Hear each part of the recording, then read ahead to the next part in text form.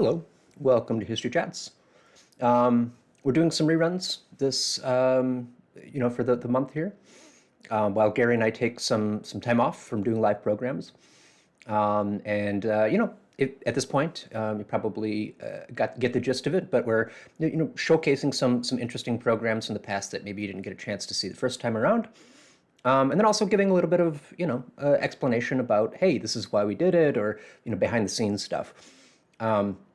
So today the one we're doing today is one that was from our first in the April of 2021 month series, where we looked at different stories about the companies. We have a lot of companies that are come out of Wausau that have the name Wausau very prominently in the name of the company. Wausau Papers, Wausau Insurance, Wausau Homes, Wausau Ironworks was the other one. And then we did this one, which was Wausau Excellsior, which was the odd one out. The idea was putting Wausau on the map, just kind of worked out that way. We wanted to highlight some of these programs. But Wausau Excellsior, while it did exist as a company, I didn't actually tell the story of the company as you would expect with the other ones, because it turns out that the first Thursday in April happened to fall on the 1st. Thus, it occurred to me, hey, maybe we should do an April Fool's Day joke. And so that's what we did. So I decided to take an existing company rather than make something up. We set it back far enough in the past that there's not many people that would have remembered Wausau Excellsior. There's not many people that know what Excelsior is these days. You'll see the story as it unfolds when we kick it over to the recording. But that was kind of the idea. I didn't want to do something that was like, oh, this is a company from 1985 that people would be like, hold on, I've never heard of that. But also I wanted something that was actually real so that I could build upon it. I thought it would be easier to take a real story and build, some fake stuff to heighten, to make it more ridiculous. Because, this is a program that, I'd be talking for 20, 25, 30 minutes. And that's the format that we had kind of set up. And, an April Fool's Day joke, if you're, seeing something on social media or whatever, where it's immediately kind of like, and then you realize, oh, this is real, or this is not real. I kind of wanted to slow roll it a little bit. So I created this story about Wausau Excellsior and tried to find ways to kind of make it seem plausible and then heighten it to the point where, that seems crazy and then reveal that it is. I also didn't want to make something that was like forever on the internet or in people's minds of actually being wrong. The idea of doing an April Fool's Day joke was fun because, we work with materials a lot. Particularly, I've been enjoying, doing these programs. Sometimes it's very helpful to take an image and, manipulate it a little bit, add some colorization or, blur out areas so it can draw attention to things, to use newspaper articles and like highlight things. And, in the process of doing these things, I thought, hey, this would be fun to just make something up. Like I wouldn't normally do that, right? We don't make up our stories. Definitely stick to that as a rule. But there is this sort of itch of just being like, this would be kind of fun to see if I could make, figure out what the typeface is and reproduce, a newspaper article or, that sort of thing. There's sort of a fun creative outlet. We don't necessarily, when you're doing the history of something that's real every week, it's kind of nice to be able to go, ooh, let's just be creative and find something that is plausible and then, again, heighten it. So that was kind of the idea.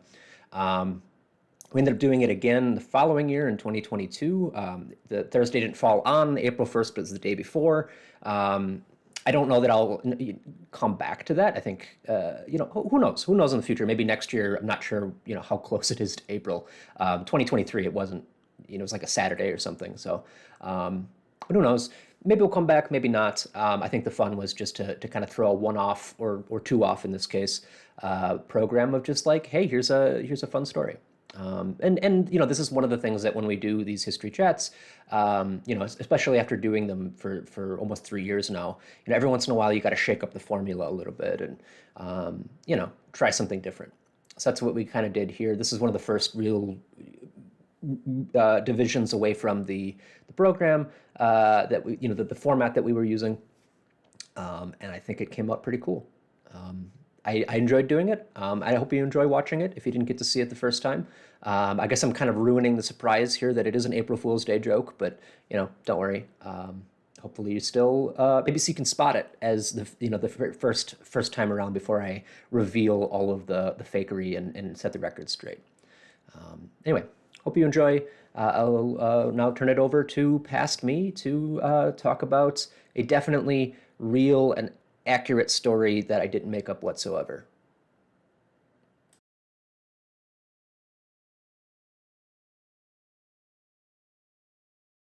So yeah, hello, welcome to the History Chat this afternoon. We're talking about the Wausau Excellsior company today. So this week we are talking about putting Wausau on the map. This is the theme for the next few weeks. And basically what that means is these are the companies and products that people may have heard of. Actually, maybe just jump right into it with an example here. We can see how that looks. So this is Simon Schomburger. He was the Marathon County Sheriff from 1929 to 1932. And in 1932, he ends up going with his wife down to Illinois. This is a society page here, kind of explaining, back when they had reported on every entertainment at local, homes and the comings and goings of the citizens of Wausau. And here it is saying the sheriff and his wife are going to Illinois for the week, where he will be attending the annual convention of the Midwest Law Enforcement Association in Rockford. And then they're going to stay a few days with their son in Beloit. Their son Roy. I think he was married to Pearl, I think her name was. So at their home there. So while he's in Illinois, though, at this convention, conventions are the sort of thing you network, you meet new people. And in the process of this, he meets a guy that's named John Cowell. Now, this is not John Cowell in 1932, obviously. This is a very early picture. This is back when he was a beat cop on the streets of Chicago, which is where he got his start. Actually, so here's the census information from 1900. He's an Irish immigrant, recently arrived, all of 29 years old, working as a police officer in Chicago. But by 1932, he is, he's married, he's got a son, and they're actually living and he's working sort of one of the veteran top policemen at a sort of a city outside of Chicago and sort of the suburbs. And that's how he ends up there. And, as part of the conversation, then, he said, oh, you're from Wausau. Oh, like Wausau Excellsior, which, we know about this because that's kind of a strange pull. You could think of all of the companies that, have Wausau in the name that people might have encountered. Wausau Excellsior is probably not the first one that comes up very often, but for John, it did, because back when he was, working, cutting his teeth in the streets of Chicago as a policeman, he heard of Wausau Excellsior and Wausau by extension because of a case that he worked. And we'll put a pin in that and come back. I think it's kind of a nice tension. We'll see what case that is later in the presentation. But this is the sort of conversation that I think happens a lot. And it's usually, Wausau homes. Oh, people know about, live in a Wausau home, or maybe they had Wausau paper in their office, that box of Wausau paper that everybody, knows what that looks like. Or they saw Wausau insurance commercials on 60 Minutes. These are the sort of things that tell people across the country who probably have never heard of this little city of Wausau about it, right? So, but we're talking today about Excelsior. And if you're wondering what Excelsior is, it's understandable. It's technically this. So this is this bale of Excelsior. This is from our exhibit here at the museum. Excelsior is essentially wood wool. Actually, that's what it's mostly called outside of the United States and Canada. For some reason, in North America, we call it Excelsior. And I never really got a great explanation. There seems to be, the explanation that's put out there often is that Excelsior, the company in the 1880s or 90s that basically developed the equipment to make Excelsior, called it Excelsior, and so everybody else did. But I can't find specifically what company that was. at any rate, we call it Excelsior here. So basically, you take a bolt of wood, and typically here in the actually this part of Wisconsin, it would be basswood is typically what you'd see. And then they would kind of shave it off into these long strands. And it can vary depending on how coarse or fine you want it to be. And its usages varied considerably too, right? Today, most of the time, Excelsior is used as packing material. And that's, you'd wrap something in it. That's kind of one of the main things it was made for back in the day. This is the sort of thing that it's sort of the 1890s equivalent of bubble wrap, right? But it's also used in a whole lot of other things back then too. May also the word Excelsior may bring up other things, but no, this is what we're talking about here. So it's used as upholstery and stuffing in things, right? So these are from our collection, some dolls and stuffed animals, and we believe there's probably something close to Excelsior in this. In the doll, we do believe it's Excelsior. When we didn't open up the animals to see what's inside them, but it's probably not sawdust, which is another thing. It's going to be a while before cotton, fluff is included as the main ingredient in these sort of things. So yeah, there's that. There's also mattresses. It's in armchairs. You can actually see here, it says that this is an Excelsior mattress with a good grade of ticking for $1.27. What a deal. It's used in, the upholstery and the arms of an armchair, or maybe the legs, probably not the cushion itself, because it doesn't necessarily have the elasticity to kind of continue to be cushiony. After a while, it would kind of compact, but still, it's used in a lot of different things, even in clothing, actually, in like padded clothing at this point in time, in the 1890s or so, that would probably be Excelsior would be something that they would use. So for that reason, there's a demand for it. And because we're emerging out of that era of the of this period in Wisconsin, specifically here in Marathon County, we go away from the lumbering, where we're just cutting down trees and sending them somewhere else to be used, and we're starting to make stuff ourselves. And so this is part of that process. In 1892 or 93, somewhere around there, probably 92, Wausau Excellsior gets established. Now this factory. This is on the north side of Wausau. It's right. You can see the river. Well, you can't see it, but it's right behind here. That's where the river is. This is about a mile north of the courthouse. It says Wausau Excellsior. It's established by a guy named Julius Lowenthal, who we don't really know much about. I suspect he may be Jewish. I don't know if that plays into that or not, but it kind of might fit. But anyway, he's going to have partners along the way. There's a guy named New who's sometimes associated with him too, and they're going to run this factory for a good long time. But he's not the only one, because, I should say one of his employees, a Norwegian guy named Olli Bieler, he comes to this country, goes to Racine for a little bit, and then he works for Wausau Excellsior. But he leaves in 1896. And the following year, he links up with a guy, an investor, and he starts Chicago Excelsior, which is what this building is. Now, this is actually on the grounds of another failed Excelsior company, the Marathon County Excelsior Company. But this is located on off Town Line Road. It's actually about a block or two away from Kraft Foods today. But yeah, so here this is. Wrong direction.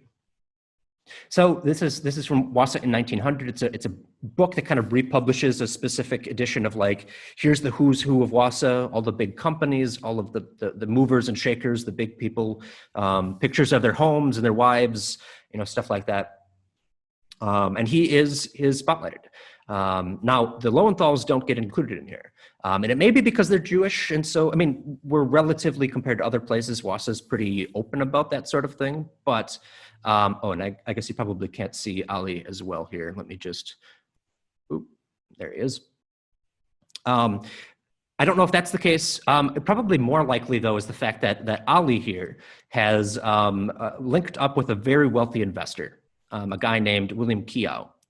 So Will Keough, he's an Irishman. This is obviously an earlier picture of him, but he comes to this country, goes to Chicago and makes his money, various industries, but ends up becoming kind of big and investor, right? And so in 1898, he decides, I would like to have a a company up in Wausau making Excelsior. And so he says, Ali, whatever you need, make it happen. And so he apparently gives them carte blanche. Whatever you need, I'll pay for it.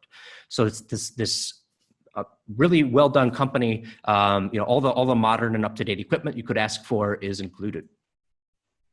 Unfortunately, though, there's a fire that breaks out, and this is part and parcel with Excelsior. It's basically kindling, right?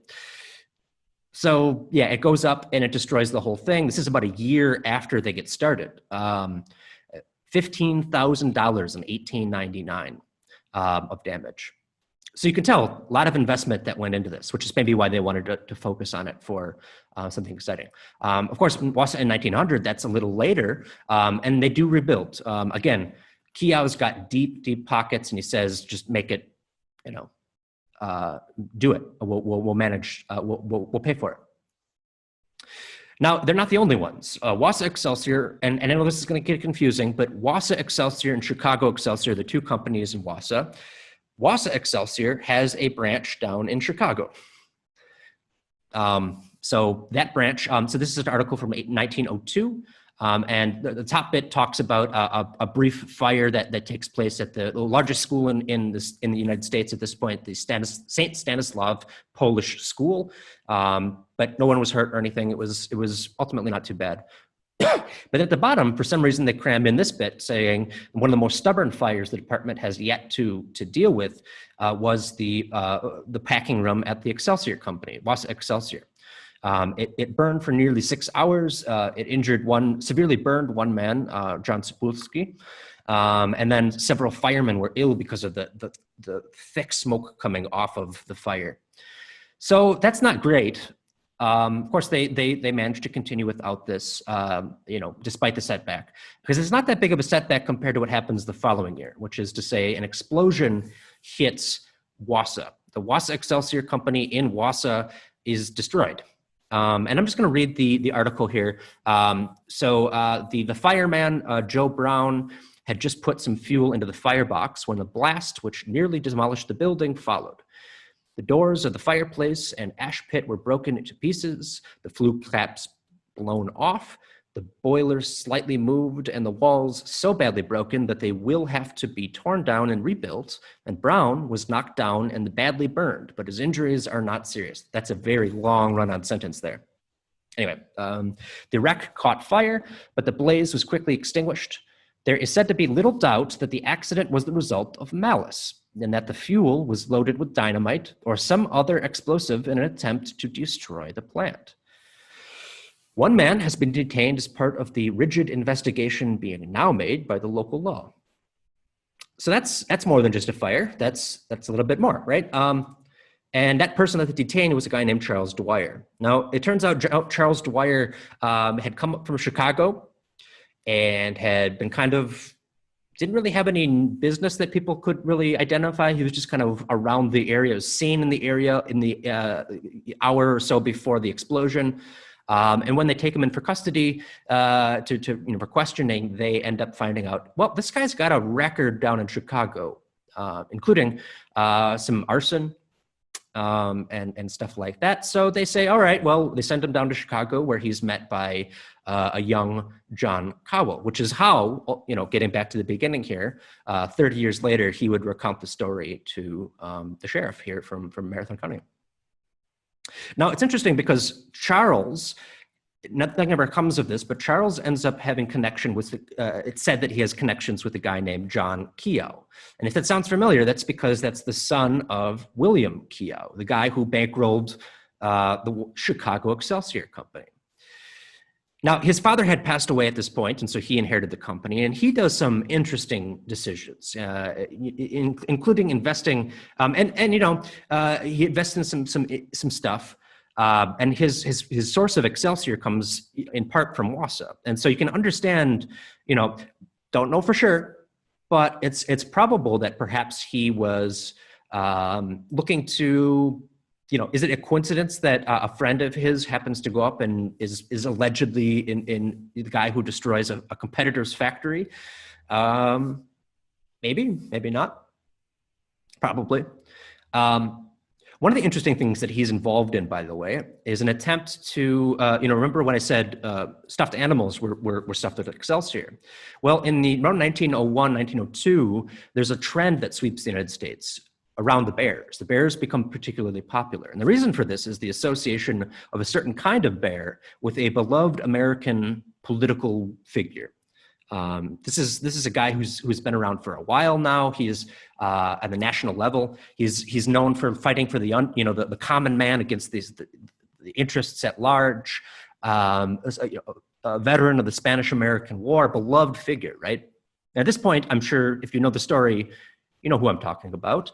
So you can just kind of skip ahead. We're talking about William Jennings Bryan, which is probably not what you were thinking, because in actuality, yes, it is. It actually is Teddy Roosevelt, President of the United States. At this point, not so much, but well, actually, maybe he's towards the end. Anyway, a story goes that apparently he was out hunting and refused to kill a bear cub, and so they started naming little stuffed bears after him. But did you know that there was an attempt to try to create a maybe competitor named after the other figure of the age, one of the other figures, William Jennings Bryan? See, here's a newspaper article talking about it, and here's a picture: Helen Pike and her little Bryan bear. And you can kind of see this, Bryan bear is more lit, it's got that the double B sounds. Teddy bear is something that we're used to saying for the last century, but why not the Bryan bear? And I don't know if this was an attempt, politically. Did they want to say, well, we're Democrats and we prefer Bryan be enshrined, and so we don't want Teddy, we don't like Teddy. Or maybe it was just a cash-in. They wanted to try to, catch the wave of popular bears named after political figures. At any rate, it doesn't work out. And ultimately, the Bryan bear becomes a thing of the past. And become teddy bears. Now, Keough, again, decides, maybe I don't need to be in the Excelsior company by the end of the decade. In 1911, these are, by the way, both from the Sanborn maps of 1898. So this is the Chicago on Town Line Road, and then this is, you can see the water here, the north here, the Wausau Excellsior company. But 1911, they decide to shut down the Chicago Excelsior factory. They actually turn it into a sawmill, and the equipment then gets shipped over to Green Bay, I believe, where it's used there. Wausau Excellsior continues for another decade and a bit, but ultimately it too closes down in 1925. Its equipment then goes to the Excelsior Wrapper Company of Sheboygan. So that ends about over 30 years of Excelsior production here in Marathon County. But there's one more thing that I probably should mention, point out here before we call it an end of this. And that is, well, today happens to be April 1st. And so I may not have been completely honest with you on some of the aspects here. In fact, it is April Fool's Day. And when we saw that April 1st was coinciding with the History Speaks, we thought, oh, this would be kind of a fun thing to do. So I decided to make some stuff up. So I don't know if that would be interesting to hear people caught on early or at what point you did. But I do feel an obligation here to point out that some of this stuff is actually true. And actually, in putting this together, I was really surprised at how much, I didn't need to make stuff up. I could have told a really compelling story because there's some really cool stuff. And in the interest of setting the record straight and making sure that, here's the real history and here's the stuff I made up, I'm just going to kind of quickly run through the program, just the slides to show you what is true and what is not. And hopefully that will do the record straight. So this whole thing never happened. Schaumburger did exist. He was the sheriff, but this is something I created. He never went down to that conference. In fact, I don't think there was a Midwest Law Enforcement Association at that point in time. And if there was, they didn't have a meeting that year. This also means that John Cowell is not true. This is actually just a picture of an unknown policeman from 1902. This is actually true. John Cowell was around 1900 a police officer in Chicago, but this one is not actually the same person. It's a completely different person in a completely different place. So I just kind of you know, but it isn't, but you have to admit, it is one of those things that you would expect that, you know, that sort of interaction of, oh, Wausau Excellsior, that's understandable. But anyway, Excelsior is exactly what I said. This is Excelsior. It is named the way it is for that reason. It is made in those products, in mattresses, in upholstery, in stuffing of animals. Although while we're talking about this, the lie here is that, yeah, William Jennings Bryan is not Brian Bear. This is actually, so this is Helen Pike and her teddy bear. That's actually what it is. So it is a teddy bear. That's a complete fabrication on my part, but it sounds like something that could be true today. You know, I would imagine if there was a very popular political figure named after a stuffed animal, or vice versa, there might be competitors that pop up. Wausau Excellsior, everything I said about it, I think everything I said about Wausau Excellsior is true. It was created in 1892 by the Lowenthals, and it does continue to operate until 1925. Ali Beeler does leave Wausau Excellsior and starts up Chicago Excelsior. This is true too. It was built in the facilities that originally held the Marathon County Excelsior Company before that went under, and he got William Keough to bankroll it. Keough, though, this is not the William Keough, I don't believe. Excuse me. This is not William Keough. This is a different William Keough. I couldn't find a picture of the real guy, but there he is. It did burn down a year after it got started. These are authentic. This is authentic. There was a Chicago factory or a packing room of the Wausau Excellsior Company in 1902 that did burn. This is where we get into the fabrication a little bit. So this did actually happen. This is the article here from 1896. So this is actually a year before the Chicago Excelsior gets started. So it's probably not a competitor thing. And so this is the real thing. Basically, I doctored this by adding the bit at the bottom saying that they detained a man. In reality, they just said a rigid investigation. This is one of those situations where newspapers all over the country decide to comment on the explosion, but they don't talk about the follow-up, which is unfortunate, but that's the way it goes. I also cut this bit at the bottom because Ali Beeler can't be working for Wausau Excellsior because that would give away the fact that he's, this is the wrong period. Also, Charles Dwyer, that's not Charles Dwyer. I believe this picture is actually a legislator from Illinois in the state legislature from 1898 or something like that. The name Charles Dwyer is something I just created out of whole cloth here. And so, yeah, he was not the person. I actually have no idea, again, what actually happened at the end of this. But yeah, opened up that. He therefore was not connected to John Keough. But this is where it gets interesting because, you know, a lot of this, when I initially set out to do the story, I was going to construct this whole narrative out of nothing. But it turns out to be very time consuming.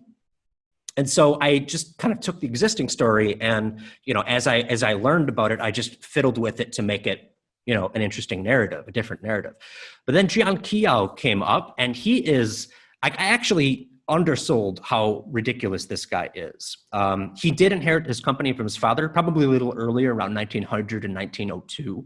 But for example, in 1906, by this point, he has basically the state steps in and at the behest of the company that he owns says, could you please take away business decisions from John Keough?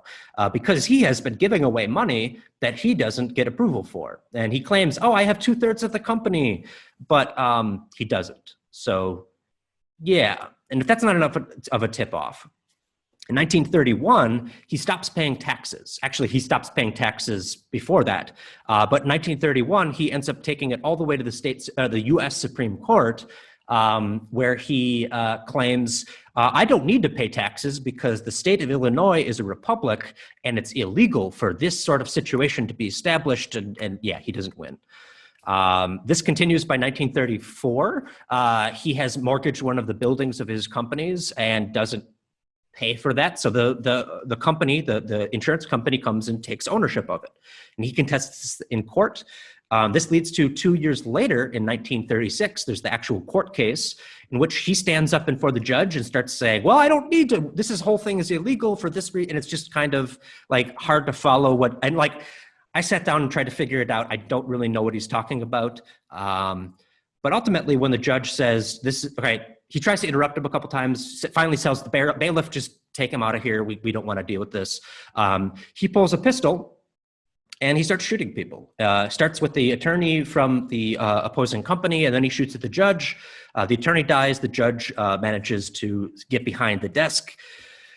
Afterwards, they talk to him and say, why did you do it? He says, no, I'm completely sane. You don't need to have a medical examiner talk to me, which is what they're doing here. But I'm completely sane. I don't need to pay taxes. I don't need to, I just want people to know about this illegal state Supreme Court because the legislature did not do the right district, something along those lines. But yeah, he's pretty much everybody that talks to him realizes this guy he's nuts. And so they end up putting him ultimately in a institution for the insane for the rest of his life. So yeah, thankfully by this time that he kind of goes off the rails, the ownership of the company here in Wausau is pretty much done. Yeah, kind of crazy. And this is the sort of thing where I kind of felt by the end like, is this April Fool's joke on people watching, or is that on me? Because this is kind of difficult to, like, if I put all this in, it's going to be kind of hard to believe. But no, honestly, like, this is true. This is what happened. So yeah, that's the thing. Next week, I promise we'll be back on the rails. It's not April Fool's Day next week, so we will be back with more actual stories without fabrications of putting Wausau on the map. Starting with Gary's going to be talking about Wausau Papers, which is a company that has its long history that people I'm sure know about a little bit, and we'll tell you more about it. So yeah, thanks for watching. See you next time.